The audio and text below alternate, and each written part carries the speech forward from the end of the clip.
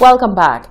Prime Minister Allen Chastanet has defended the construction of road infrastructure projects amidst economic hardships brought on by COVID-19. Prime Minister Chastanet is convinced that the projects will pay off in the long run, citing that international financial institutions had recommended such projects to stimulate economic activity.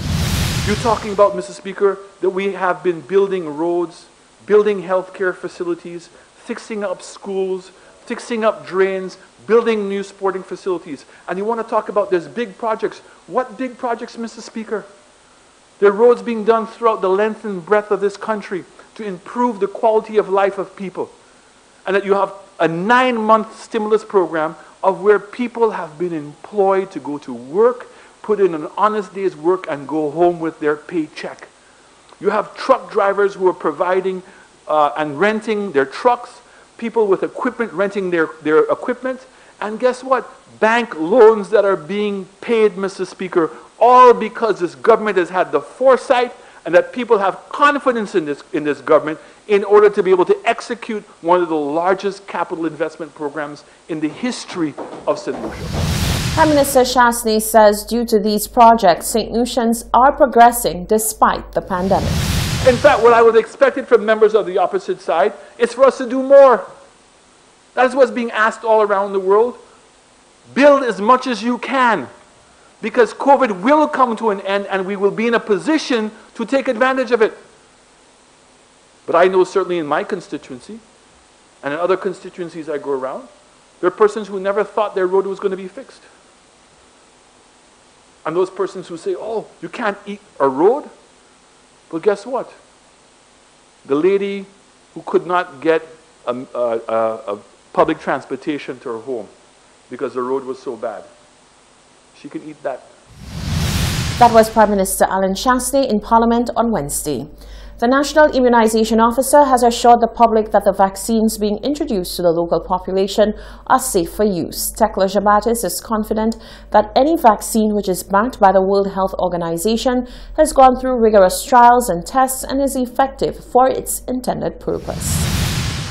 There are more than 50 clinical trials worldwide testing potential vaccines against COVID-19. So far, 3 of the vaccine candidates have been approved: Pfizer, Moderna, and the AstraZeneca vaccines. Skeptics have maintained that the vaccines were developed too quickly and therefore cannot be trusted.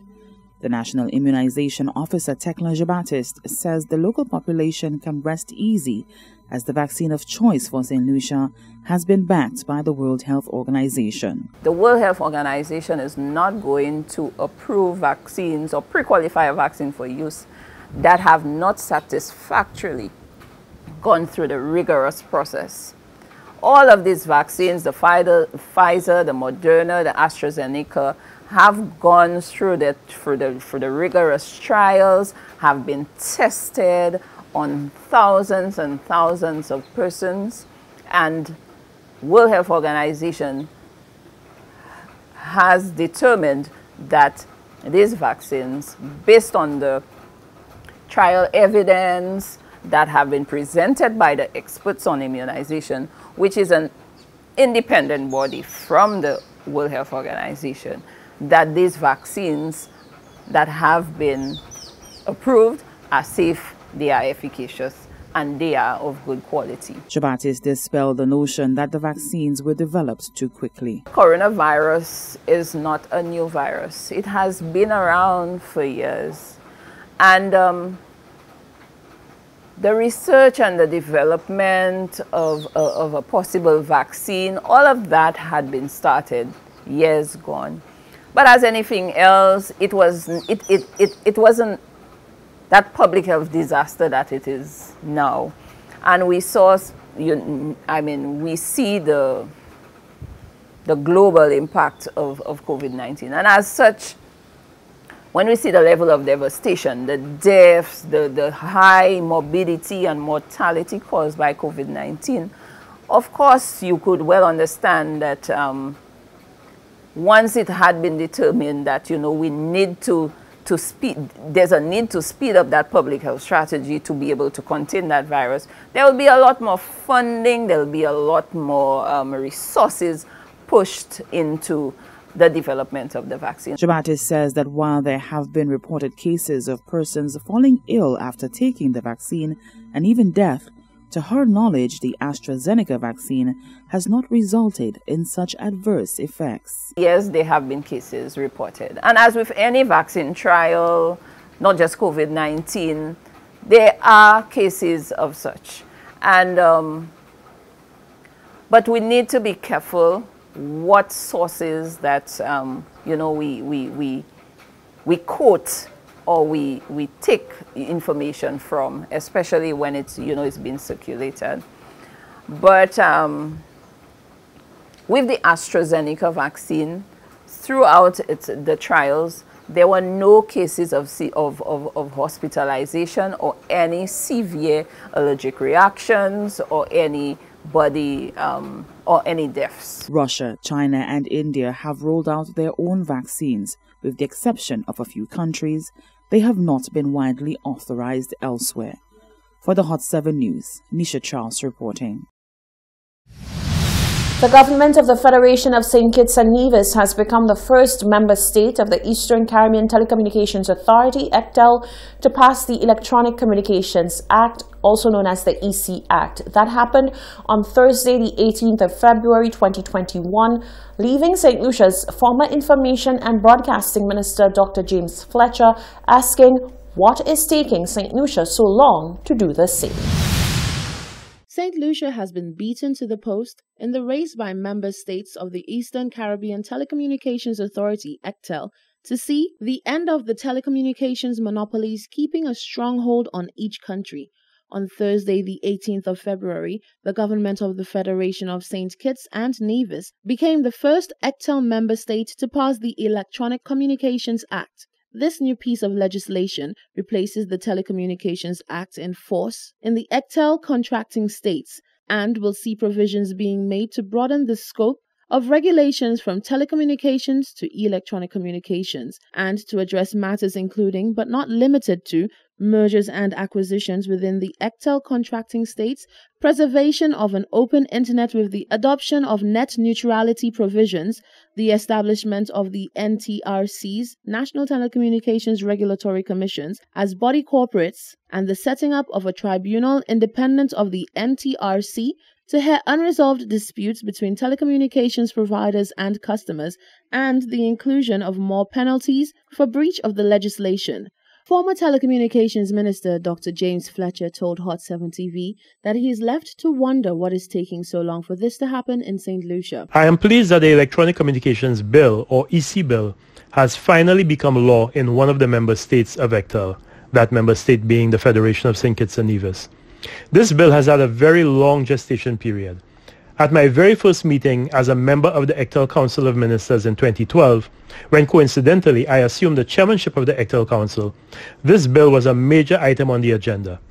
At that time, the bill was felt to be both necessary and urgent because the Telecommunications Act, which had been passed in all the ECTEL member states in 2000, was inadequate to regulate an important economic and social sector that had rapidly evolved with technology from telecommunications to a much broader scope of electronic communications.